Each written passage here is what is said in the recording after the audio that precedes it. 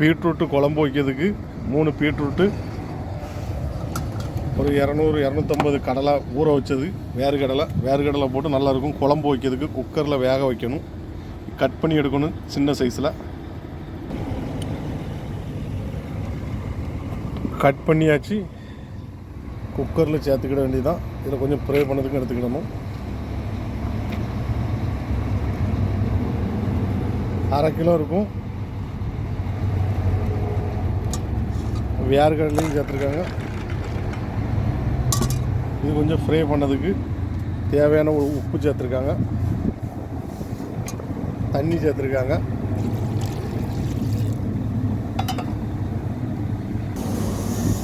ரெண்டு தக்காளி தொலி உரித்து வச்சுருக்கு, ஒரு 15 வெங்காயம் உரித்து வச்சுருக்கு, ஒரு 6-7 பூண்டு, ஒரு துண்டு இஞ்சி, பச்சை மிளகா, ஒரு 6-7. குக்கர் ஒரு 7 விசிலாட்டு அடிக்கணும். அப்போ தான் நல்லா வேகும் பீட்ரூட்டு. அதுக்கு பிறகு ஃப்ரை பண்ணி எடுக்க மாதிரி எடுக்கணும். வெந்ததுக்கு பிறகு இது தக்காளியை அரைக்கணும், மிக்சியில் போட்டு கட் பண்ணி.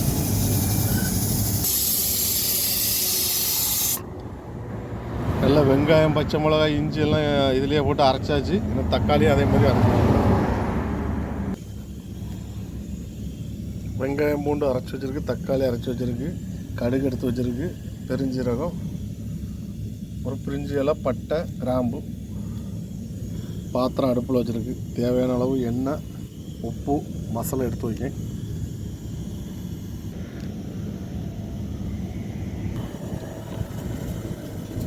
பாத்திரம் காஞ்சிட்டு தேவையான அளவு எண்ணெய் சேர்த்துருங்க.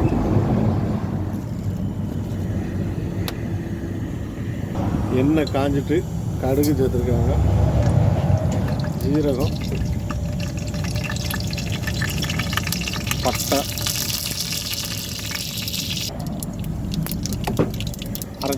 அரைச்சி வச்சுருக்க வெங்காயம் சேர்த்துருக்காங்க.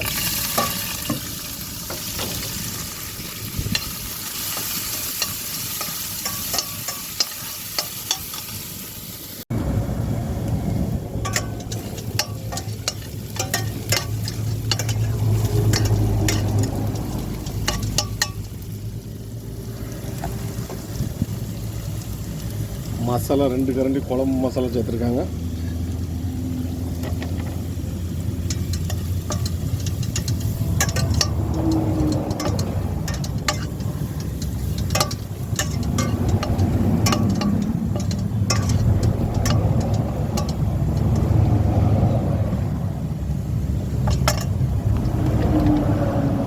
அரைச்சி வச்ச தக்காளி சேர்த்துருக்காங்க.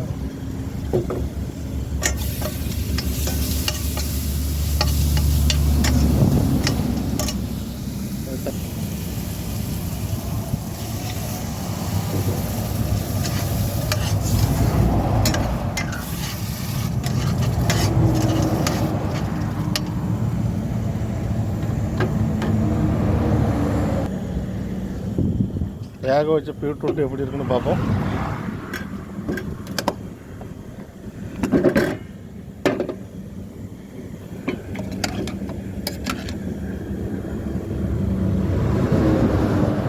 நல்லா வெந்துட்டு குறைஞ்சது ஒரு 7 விசிலாட்டு அடிக்கணும். அப்போ தான் நல்லா வேகும். மசாலையும் நல்லா இதாகிட்டு பீட்ரூட் அதில் சேருங்க. இது இடம் காணாது, இறக்கி வச்சு காமிங்க. காற்று வேறு ஓவர் அடிக்கி.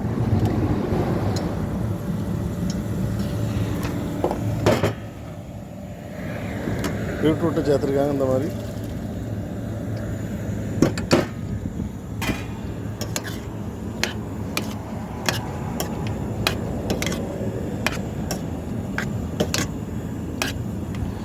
தேங்காய் அரைச்சி ஊற்றுனா நல்லா டேஸ்ட்டாக இருக்கும். தேங்காய் எல்லாம்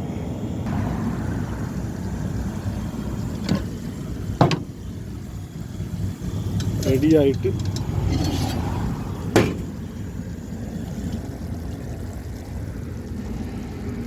இந்த மாதிரி வச்சு சாப்பிடுங்க. நல்லா டேஸ்ட்டாக இருக்கும். இதில் தேங்காய் அரைச்சி ஊற்றியாச்சுன்னா இதோட டேஸ்ட்டு கூடும். சாப்பாடு கூட, சப்பாத்தி கூட நல்லாயிருக்கும். இந்த மாதிரி வச்சு சாப்பிடுங்க.